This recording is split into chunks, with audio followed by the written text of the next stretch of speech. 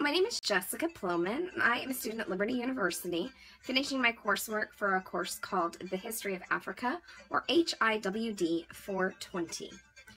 In America today, with the political and social climate as it is, when we hear the term Somalia, a lot of times it brings to mind a few words that have maybe negative connotations, like refugee, terrorist, Islam or Muslim, extremist, or even poverty.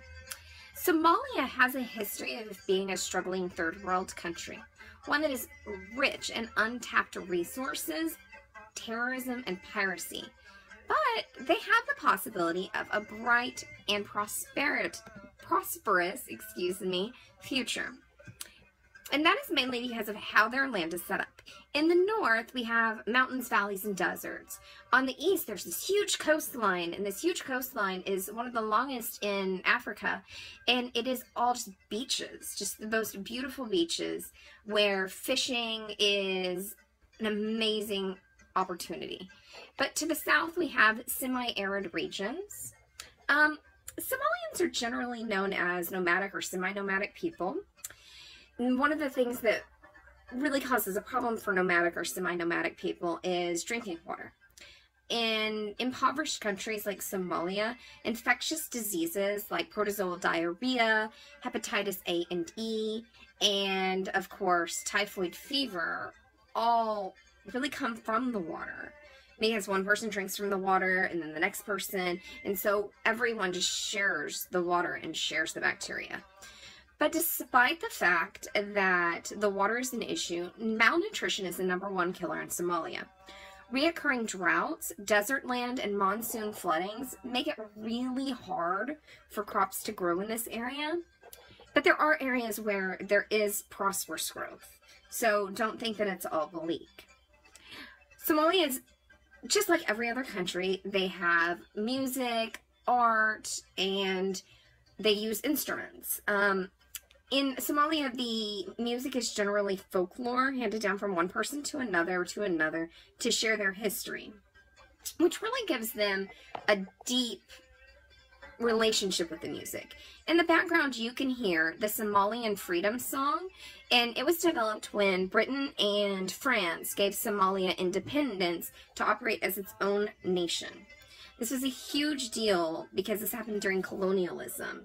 So this made a big impact on the Somalians, and so they wrote songs like the Freedom Song in an effort to be able to celebrate the fact that they do have their freedom. Islam is the ruling religion, and while there's many stories that have surfaced about past religions, there's just not enough research to show that there was an actual faith-based system. And beyond that, radical Islam considers any pre-existing religion to be an infidel, and so they generally destroy it. So since they have been there in the Sunni branch for over 1400 years, we can't really expect a lot of stuff to be left behind in the ruins. Somalia is also rich in resources, like I said earlier. They have uranium, which has begun to be exploited, but they also have reserves of oil, gas, copper, salt, iron ore, tin, gypsum, and they have all this stuff under the ground and they aren't into it yet, so it's not giving them any kind of exports. The only thing that they export are things like bananas, livestock, fish, scrap metal, charcoal, and generally they are considered isolated from the United Nations. And this has been the case for quite a long time. Somalia has probably been, for about the last 30 years, creating refugee areas and places for humanitarian missions to go in and help the people.